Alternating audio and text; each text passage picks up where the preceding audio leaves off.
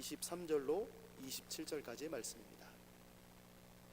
신약성경 273면에 있습니다. 고린도전서 9장 23절에서 27절까지 말씀을 제가 한 절 여러분이 한 절 교독하고 27절은 합독하겠습니다. 고린도전서 9장 23절입니다. 내가 복음을 위하여 모든 것을 행함은 복음에 참여하고자 함이라. 운동장에서 다름질하는 자들이 다 달릴지라도 오직 상을 받는 한 사람은 한 사람인 줄 너희가 알지 못하느냐. 너희도 상을 받도록 이와 같이 다름질하라. 이기기를 다투는 자마다 모든 일에 절제하나니 그들은 썩을 승리자의 관을 얻고자 하되 우리는 썩지 아니할 것을 얻고자 하노라. 그러므로 나는 다름질하기를 향방 없는 것 같이 아니하고 싸우기를 허공을 치는 것 같이 아니하며 내가 내 몸을 쳐 같이 읽습니다. 시작. 내가 내 몸을 쳐 복종하게 함은 내가 남에게 전파한 후에 자신이 도리어 버림을 당할까 두려워함이로다. 아멘. 오늘 저는 이 고린도전서 9장 23절에서 27절까지의 말씀을 본문으로 절제, 더함보다 족함이라는 제목의 말씀을 나누겠습니다. 복음적인 미덕이다라고 해서 지금 계속 살펴보고 있는데요, 오늘이 6번째 시간입니다. 언제 6번째까지 왔는지 모르겠어요. 정리하진 않겠습니다. 왜냐하면 한 번 더 제가 정리할 시간이 나중에 있으니까 6번째 시간입니다. 여러분은 절제라는 단어 들을 때 무엇이 생각나십니까? 많은 게 있을 거예요. 그건 좀 이따가 나중에 다시 한번 얘기하기로 하고요. 저는 이 절제에 대한 부분, 절제가 반대는 탐욕입니다. 저의 어릴 적 모습을 한번 돌아보면서 설교를 준비를 했어요. 어릴 적 저희 집에는 책이 엄청 많았습니다. 어린이 도서도 많았지만 대부분은 아버지의 신학 서적이었어요. 옛날 어른들은 밥을 굶어가면서 책을 사셨습니다. 아버지 돌아가시고 난 뒤에 책을 버리는데요, 1톤짜리 트럭으로 버렸어요. 그것도 모자라서 더 일부는 남겨놨고 일부는 1톤짜리 트럭에 가득 채워서 버렸습니다. 버리지 못하겠더라고요. 굶어가면서 산 책이라니까 너무 아까운 거죠. 책을 좋아하시기도 하고, 시골에서 목회하다 보니까 새로운 책이 나오면 그 당시 시골에서는 잘 살 수가 없었어요. 그래서 이제 시골 교회 다니는 책을 파는 분이 계셨습니다. 기독교 백화점 사장님들이 이렇게 돌아다니는데 그때마다 한 권씩 사시는 거예요. 다음 달에 이런 책이 나옵니다. 그럼 또 돈을 모아놓고 다음 달 오면 들려주세요. 나오면 들려주세요. 그래서 사시고. 그래서 책이 엄청 많았습니다. 서재 벽면에는 다 책이었고 거실에도 책이었습니다. 책을 굉장히 소중히 여기시기도 하고, 또 필요한 서적들을 주석이나 이런 것들 참고하셔서 설교 준비하시고, 어렸을 때부터 저는 그 모습을 잘 봤습니다. 그래서 그랬는지 저도 책에 대한 욕심인지 모르겠지만 아주 많았습니다. 얼마나 많았냐면 책을 준다고 하면 무슨 책인지 물어보고 거의 다 받으러 다녔어요. 출판사에서도 받기도 하고요, 출판협회에서 아르바이트를 했었는데 출판협회에서도 일한 삭스를 다 주기 어려우니까 출판협회에 있는 책을 가져가라고 해요. 그러면 이제 제가 거기서 책을 골라오는 거죠.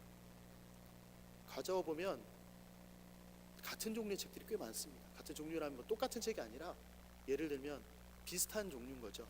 제가 주석, 주해 이런 책들을 좋아하는데, 성경 연구 관련된 책들을 좋아하는데, 어떤 책은 뭐 시편 주해 아니면 로마서 주석 주해 뭐 이런 책들은 저자만 다르지 않은 10권씩 있고 막 그랬어요.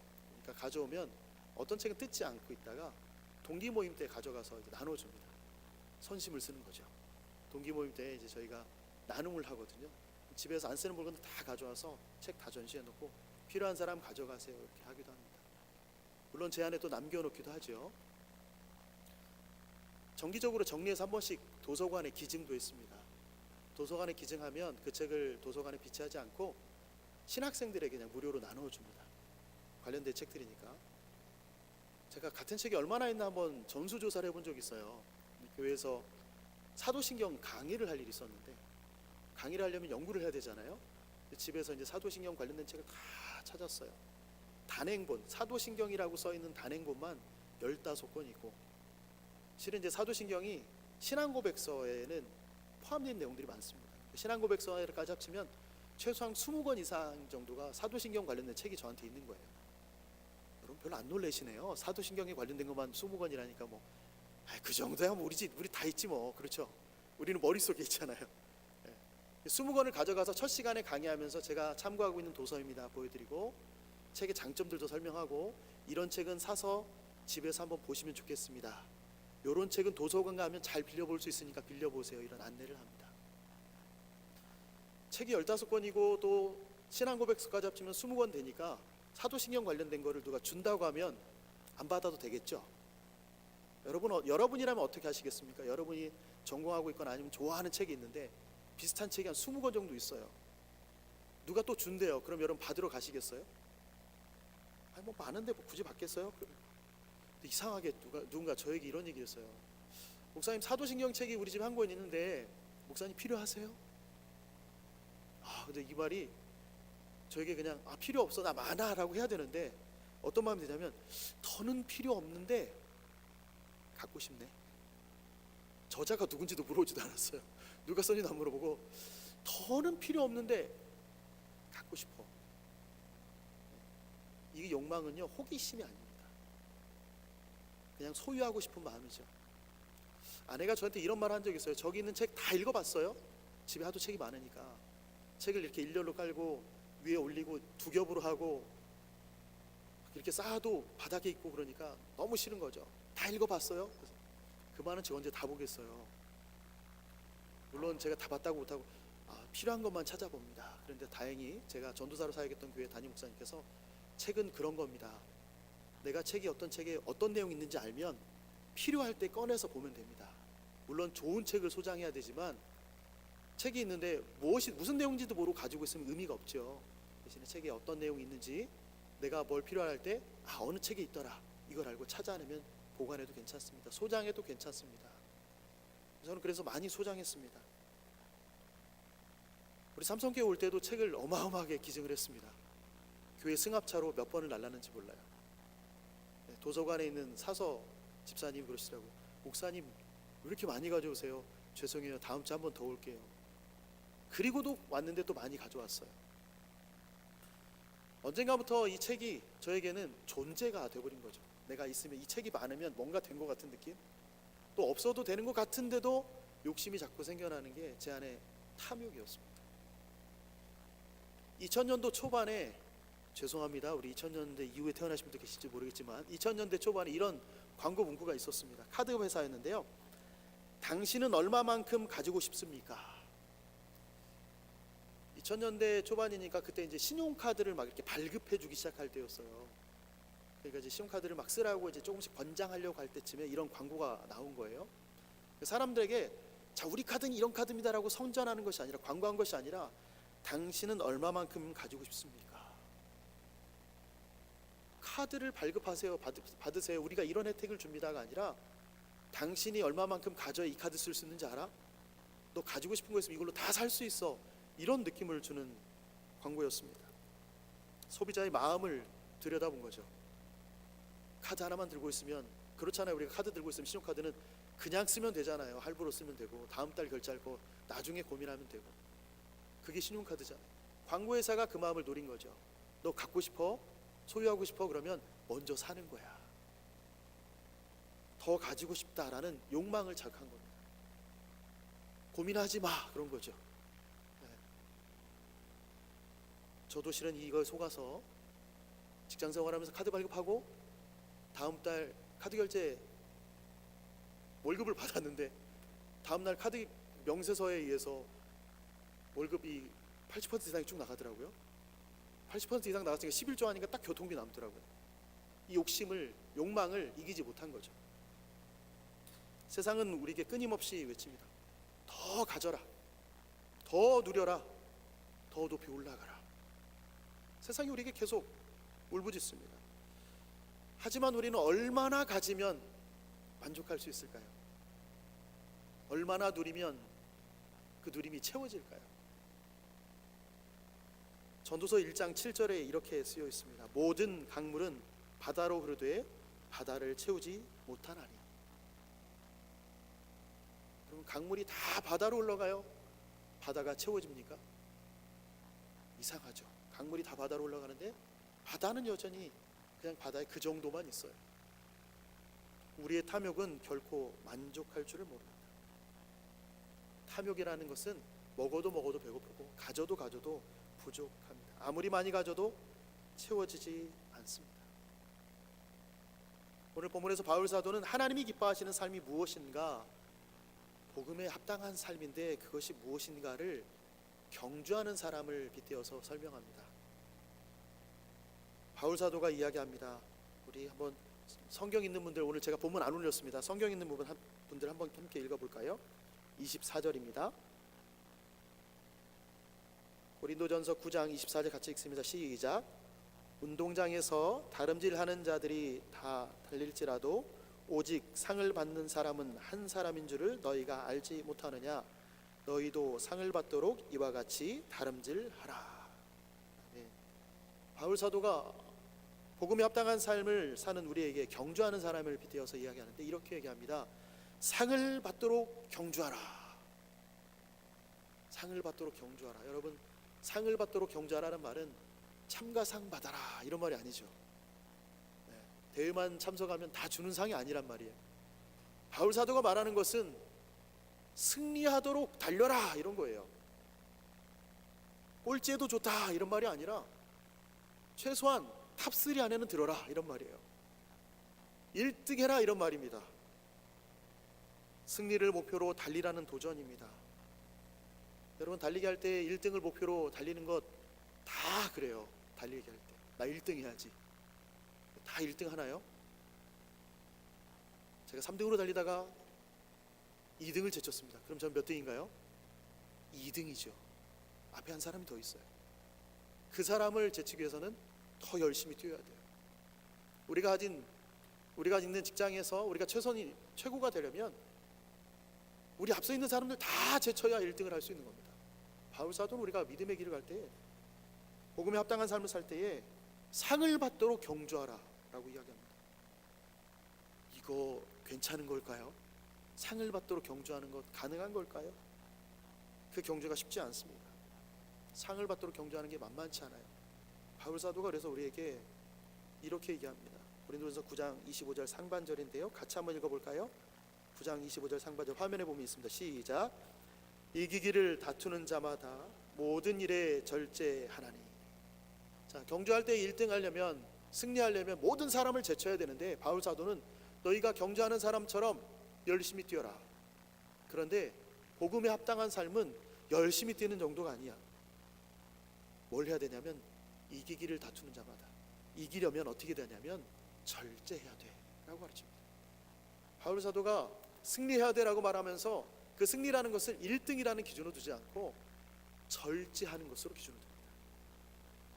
절제, 바로 이것이 복음에 합당한 삶의 핵심입니다. 여러분, 절제는 무엇입니까? 사전적으로는 정도에 넘지 아니하도록 알맞게 조절하여 제한한다 라는 뜻입니다. 우리가 영어로 잘 알고 있죠. 셀프 컨트롤입니다. 자기 통제, 자기 억제. 이것이 절제입니다. 절제라는 단어를 떠오르면 여러분 가장 먼저 무엇이 생각나십니까? 저는 절제라는 단어를 생각할 때 이것이 떠오릅니다. 바로 식단 관리입니다. 식단 관리. 절제라고 할 때 뭐 다이어트도 있겠지만 저는 다이어트보다 식단 관리가 더 빨리 떠올라요. 식단 관리가 누구한테 필요할까요? 네, 저에게 필요합니다. 찔리지 마세요. 저한테 필요합니다. 만약에 제가 올해 1월부터 식단 관리를 했다면 저는 아마 이 강단에서 조금 더 가볍게 움직이고 있을 겁니다. 약간 무거워서 잘 움직이지 못하고 있습니다. 식단 관리를 잘하는 사람들이 있습니다. 그 사람들이 운동하는 사람들입니다.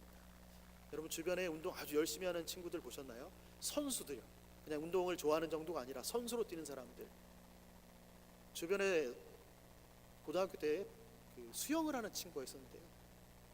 수영을 하니까 어깨가 이렇게 벌어지고 삼각형이 되더라고요. 처음 봤습니다. 고등학생 때. 제가 나온 고등학교 시골에 있는 학교라서 그런 친구가 없었어요. 자기 몸을 만들기 위해서 일부러 피트니스가 하는 게 아니고요. 식이요법, 식단을 조절하고 계속 수영만 하는데도 몸이 만들어지더라고요. 체급을, 개체량을 따지는 권투하는 친구를 만났는데요. 자기 몸무게를 늘리면 안 되니까 라이트급이니까 거기 넘어가면 안 돼서 음식을 굉장히 조절합니다. 물론 경기가 없으면 또 이렇게 살짝 늘어났다가 경기할 때 되면 시즌이 되면서 쭉 빼고 식단 관리를 엄청 잘합니다. 식단 관리, 절제를 잘하는 사람 중에 운동선수 중에는 마라토너들이 있습니다.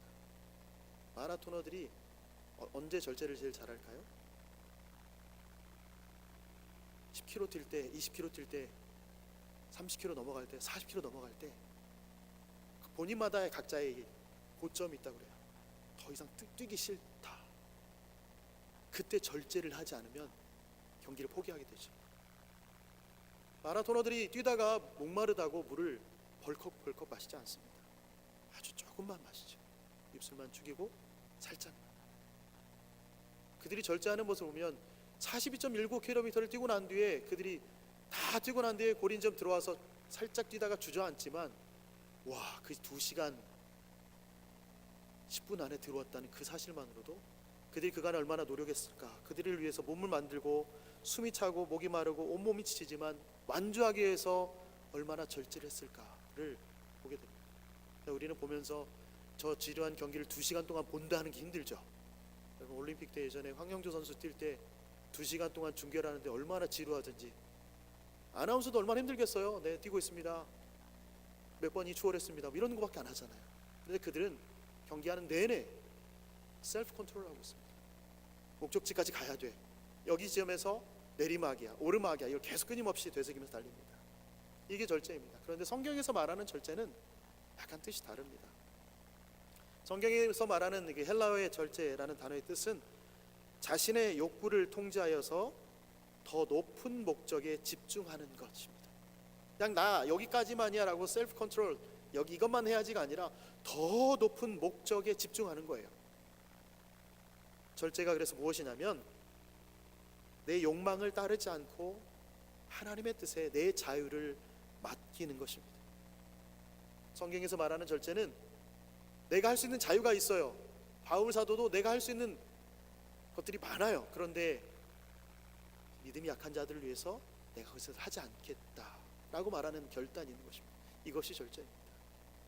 모든 걸 다 할 수 있지만 내가 하나님의 말씀 앞에 순종하기 위하여서 이 부분을 하지 않을 거야 라고 말하는 거예요.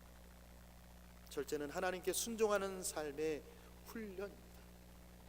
단순히 나 오늘 몇 시에 일어나서 뭘 해야 되니까 저녁에 몇 시에 자고 밥은 이것만 먹어야지, 이것이 절제가 아니라 내가 하나님의 뜻을 나타내기 위해서 오늘 하루를 어떻게 살 것인가에 대한 고민이 함께 가는 것이 절제입니다.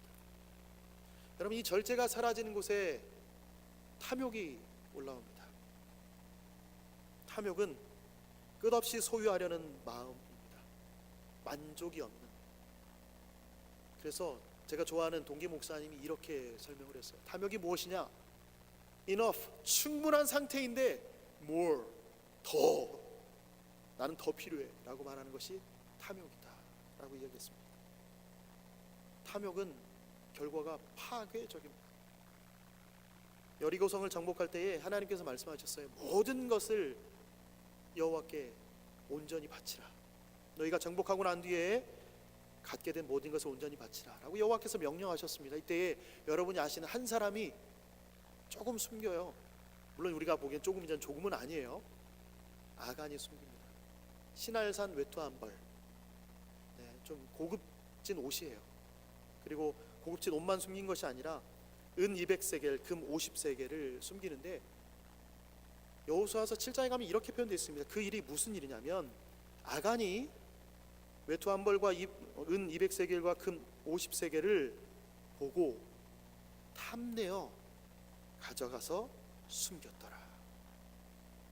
그냥 보기만 했으면 괜찮은데 보고 탐냈다. 욕심이 생겼다는 거예요. 아, 저거 좋아 보이는데? 저거 우리 집에 없는데 나도 있으면 좋겠다. 우리도 간혹 그런 게 있잖아요. 그런데 그것을 우리는 보고 아, 있으면 좋겠다. 거기서 끝나지? 가져가서 숨기진 않잖아요. 아간은 자기 마음에 눈에 보고 탐내어서 가져가 숨겼습니다. 그 결과가 어떻게 됩니까? 이 탐욕의 결과는 자신뿐만 아니라 가족과 공동체에 큰 피해를 줍니다. 아간의 이 탐욕으로 인해서 아이성 정복을 위해서 갔던 36명이 목숨을 잃었습니다. 자신의 가족도 다 죽을 뿐만 아니라 자신과 가족들도 죽게 되고 심지어 소유물도 다 불에 타 죽게 됩니다. 돌에 맞고 불에 탑니다. 하나님의 진노가 그렇게 임한 것입니다. 탐욕, 그냥 내가 가져갔어, 숨겨놓은 것뿐인데 하나님께서 그것을 욕심이다, 탐욕이 욕심 정도가 아니라 지나치다라고 말씀하십니다. 탐욕은 숨길 수가 없습니다. 반드시 드러납니다. 그리고 나만이 아니라 공동체가 무너집니다. 우리 안에서 그런 일은 없겠지만 우리 안에 누군가가 탐욕을 부리기 시작하면 공동체에 크나큰 해가 생겨날 겁니다. 목사님 저 하나인데요. 그 하나가 가족을 무너뜨리고요, 공동체를 무너뜨립니다. 우리가 탐욕이라고 하니까 목사님 그러면 내가 뭘 갖고 싶으면 다 죄입니까? 라고 물어보실 수 있는데요, 욕심, 일반적으로 말하는 욕구, 우리가 뭘 갖고 싶다, 무엇을 얻거나 무슨 일을 하고자 바라는 것들, 이런 것들을 다 욕구라고 말하는데 다 악한 것은 아닙니다. 가족을 돌보려는 마음도 이 욕구예요. 내가 가지고 있는 것을 가지고 더 나은 환경을 준비하려는 책임감도 욕구입니다. 이런 건강한 욕구도 하나님께서 주신 것입니다. 그런데 이 욕구가 절제하지 못하고 하나님보다 앞설 때 그것이 탐욕으로 변질되게 됩니다. 가족을 돌보려는 마음이 건강하지만 이것이 하나님 없이 우리 가족만을 위해 살 때, 욕심이 생겨나서 다른 사람을 돌보지 않을 때는 탐욕이 됩니다. 전에 말씀드렸죠. 저희 모교회 근처에 송파 세모녀 사건, 굶어 죽었어요. 송파구에서. 그 주변에 크리스찬이 없었을까요? 아니요, 있었습니다. 내 가족만 생각한다면 탐욕인 거예요. 이웃을 돌아보지 않아요. 더 나은 환경을 위해서 준비하려는 책임감이 굉장히 건강한 욕구죠. 본인을 위한, 가족을 위한 삶을 설계하고 열심히 공부하고 이런 것들이 좋은 일이지만 이것이 절제 없이 하나님보다 앞설 때 우리는 나만 위한 삶을 살게 됩니다.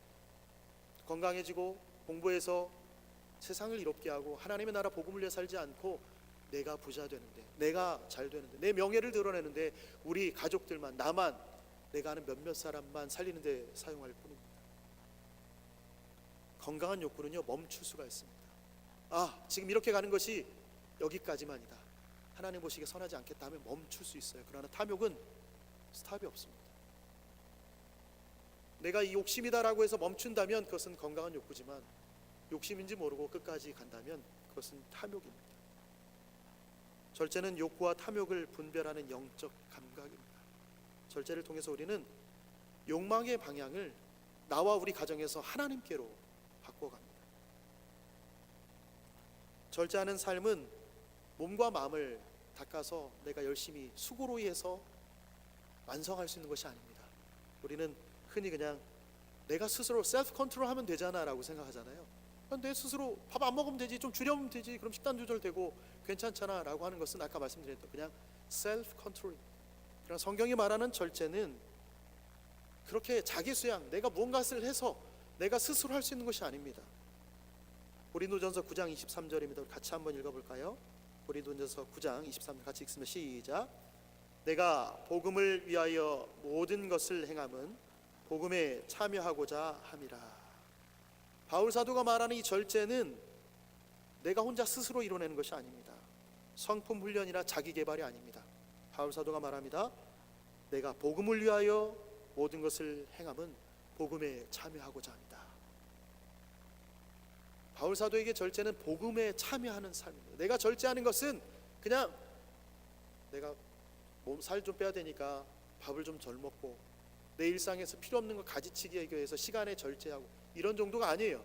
나에게 절제는 복음을 위한 삶입니다. 내가 절제하는 이유는 복음을 행하기 위한 것입니다 라고 이야기하는 것입니다. 그래서 바울 사도는 복음을 위해서 자유를 포기했습니다. 내가 먹을 수 있는 것도 먹지 않고 내가 할 수 있는 일도 하지 않는 그 자유를 포기했습니다.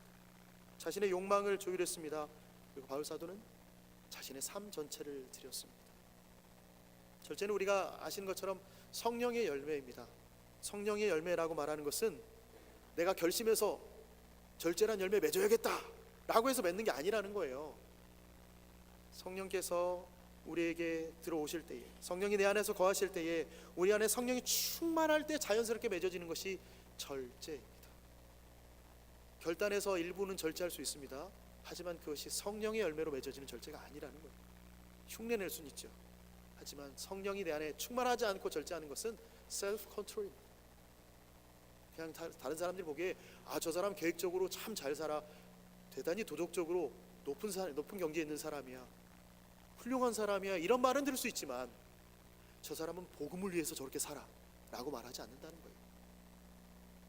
성령이 우리 안에 거하실 때에, 성령이 우리 안에서 충만하실 때에 그 열매가 자연스럽게 맺어지고, 그 열매가 맺어지는 영역이 우리 삶 전반에서 나타나게 됩니다. 우리 삶에서 어느 부분에서 이 열매가 맺혀져야 될까요? 여러분이 생각했을 때 나에게 절제가 어디서 맺히면 좋을까? 저는 딱 스쳐 지나가는 게 이거였어요. 잔소리에서 절제. 우리 아이들에게 말 한마디 할 때 저는 칭찬을 잘 못합니다. 남들에게는 잘하거든요. 저희 애들에게는 못하겠더라고요. 아내한테도 잘해요 가끔. 왜냐하면 아내는 남이거든요. 아이들은 제 새끼고. 그러니까 가족들한테 잘 못하고 남에게는 잘 하더라고요. 절제라는 열매 어디서 맺혀야 될까? 제가 몇 가지를 제안하려고 합니다. 여러분에게 제안을 하려고요. 여러분이 절제를 생각에서의 절제를 맺으십시오. 생각의 영역에서 절제가 필요합니다. 히브리서 3장 11절입니다. 같이 읽습니다. 시작. 그러므로 함께 하늘의 부르심을 받은 거룩한 형제들아, 우리가 믿는 도리의 사도이시며 대제사장이신 예수를 깊이 생각하라. 아멘. 생각은 신앙의 출발점입니다. 그래서 우리는 그리스도께 시선을 고정할 때 생각이 흔들리지 않습니다. 그래서 여기서 어떻게 생각을 절제하나요? 다른 생각을 줄이고 끊어내고 예수님을 깊이 생각하는 것으로 우리 생각의 영역에서 절제 열매를 맺어야 됩니다. 일상에 하루 종일 바쁜 일들이 많아요.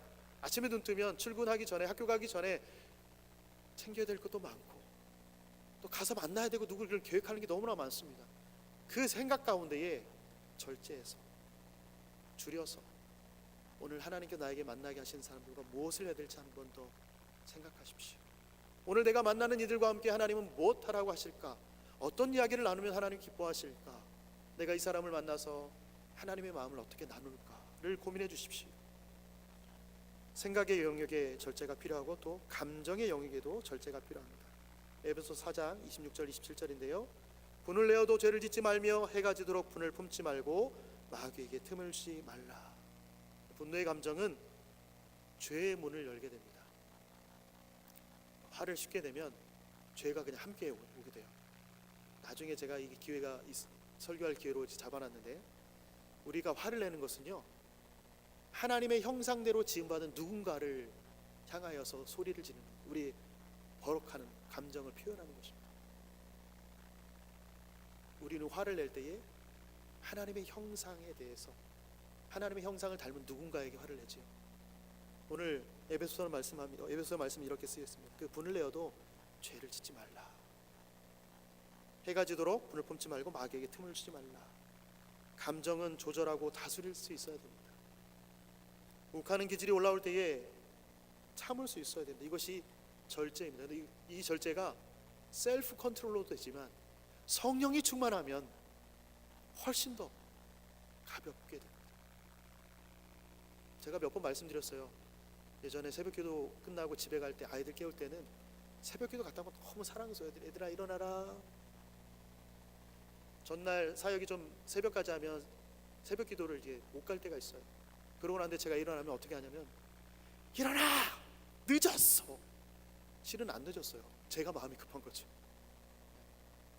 그냥 셀프 컨트롤로 내가 오늘 화를 내가 눌러야지 이러도 되지만, 성령이 우리 안에 거하시고 성령이 우리 안에 절제의 열매를 맺게 하시면 분노가 일다가도 내려갑니다.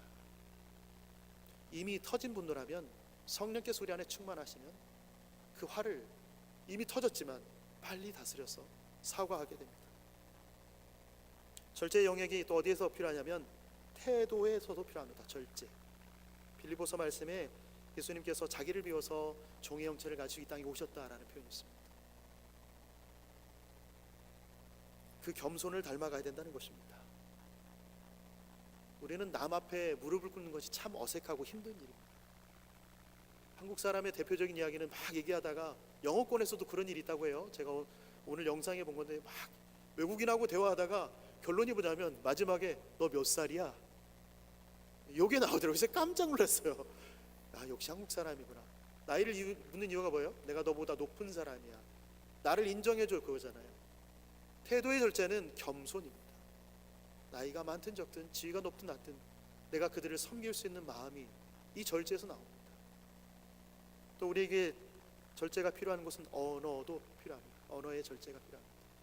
잠언의 많은 부분이 말에 대한 부분입니다. 말은 사람을 살리기도 하고 죽이기도 합니다. 말이 많으면 실수가 많습니다. 저희 어머니가 저에게 하신 말씀입니다. 말이 많으면 실수를 면하기 어렵다. 잠언을 많이 묵상해라. 많이 묵상해도 머릿속으로만 남아있지 잘 안 되는데, 잘 안 되는 이유가 뭐라고요? 성령이 충만하지 않으면 잘 안 된다고. 말씀을 계속 읽으십시오. 그러면 말씀 충만하면, 성령이 충만한데 그 말씀이 충만하면 컨트롤이 아니라 그 말씀으로 말미암아 절제하게 됩니다. 언어의 절제가 곧 사랑입니다. 행동에도 절제가 필요합니다. 행동은 성령을 따라 행해야 됩니다. 왜냐하면 성령을 따라 행하지 않으면, 절제하지 않으면 우리에게 나타나는 것은 욕망을 따라 행하게 됩니다. 자기 중심의 행동에서 벗어나게 하려면 성령이 충만하여 절제하는 삶이 우리에게 필요합니다. 절제라고 하는 것은 나의 기질을 눌러서 참아내서 하는 것이 아닙니다. 왜 강압적으로 너 하지 마! 눌러서 절제하는 건 아니에요. 아이들 눌러보십시오. 아이들이 지금 눌려있지만 어떻게 돼요? 좀 잘하면 터지잖아요. 그게 사춘기잖아요. 안 겪어보신 것처럼 왜 그러세요? 저는 안 겪어봤어요. 그러신 것처럼. 방향이 다르고 표현이 다를 뿐이지 눌려있던 게 터지는 거잖아요. 방향이. 절제는 눌림이 아닙니다. 절제는 참된 만족, 진짜 자유가 무엇인지를 알게 되는 것입니다. 바울 사도가 빌립보서 4장 11절에서 13절까지 이렇게 고백합니다. 내가 궁핍함으로 말하는 것이 아니니라. 어떠한 형편에든지 나는 자족하기를 배웠노니 나는 비천에 처할 줄도 알고 풍부에 처할 줄도 알아. 모든 일 곧 배부름과 배고픔과 풍부와 궁핍에도 처할 줄 아는 일체의 비결을 배웠노라. 내게 능력 주시는 자 안에서 내가 모든 것을 할 수 있느니라. 바울 사도는 자신의 삶 전체를 통해서 내가 그냥 스스로 셀프 컨트롤해서 이렇게 왔다고 하지 않아요. 내게 능력 주는 자 안에서, 내게 능력 주시는 자 안에서 해낸 것이다 라고 말합니다. 바울은 굉장히 과격한 사람이었어요. 자기 기질대로라면 전도하다가 자기를 무시하는 사람 가만두지 않을 사람이었어요. 하나님이 그 안에 충만하니, 성령이 그 안에 충만하니 그가 자신의 셀프 컨트롤이 아니라, 자신 스스로가 아니라 성령이 주시는 그 절제로 성령이 자신을 다스리시는 그 모습을 가지고 하나님 나라를 펼쳐가는 것입니다. 절제는 하나님과의 관계를 바로 세우는 것입니다. 내가 절제할 때마다 우리는 그리스도를 닮아갑니다. 내가 성령이 충만함으로 절제의 삶을 내 영역에서 열매를 맺기 시작하면 하나님의 사람이 무엇인지, 하나님이 어떻게 우리를 다스리셨는지, 그리스도가 어떻게 사셨는지를 우리는 닮아가고 배워가게 됩니다. 우리는 절제를 통해서 복음에 참여하게 되고 더 가지지 않아도 충분히 만족하는 삶을 누릴 수 있습니다. 세상은 말합니다. 여전히 더 많이 가져라, 더 누려라, 더 올라가라. 그런데 하나님 우리에게 말씀하십니다. 너는 족하다. 내가 너와 함께한다. 여호와는 나의 목자시니 내가 부족함이 없습니다 라는 고백이 나오는 것이 절제의 열매입니다. 여호와께서 내 곁에 계시는데 여전히 우리는 불안하고 불만족스럽고 충분하지 않다고 느낄 때가 있습니다. 그러나 오늘 바울 사도는 그 절제를 통하여서 아니다, 족하다, 충분하다라고 우리에게 가르쳐 줍니다. 절제는 더하면서 시작되지 않습니다. 내가 더 필요해, 내가 더 많은 걸 가지면 나는 절제할 수 있어. 아닙니다. 많이 가지면 많이 가진 대로 부족함이 보일 뿐입니다. 절제는 족하면서 시작됩니다. 만족합니다. 충분합니다. 일상에서도 절제하면서 주님이 주시는 만족을 누리는 우리 인생이 됐으면 좋겠습니다. 그렇게 또한 살아내시는 죄 백성 되시기를 예수님의 이름으로 축원합니다. 아멘. 하나님, 우리의 탐욕이 끝이 보이지 않습니다. 그래서 우리에게는 성령의 충만이 필요합니다. 성령이 우리 안에 내주하심, 거주하심, 날마다 우리 함께 하심이 필요합니다. 그 성령이 우리 함께 하심으로 말미암아 절제하도록 우리를 붙들어 주시고 자족하는 마음을 주셔서 그리스도 한 분만으로 만족하는 매일을 살 수 있도록 우리의 삶을 붙들어 주옵소서. 그렇게 살아내게 하실 하나님을 기대합니다. 감사드리며 예수님의 이름으로 기도합니다. 아멘. 우리 함께 찬양하겠습니다. 여러분, 탐욕을 내려놓으면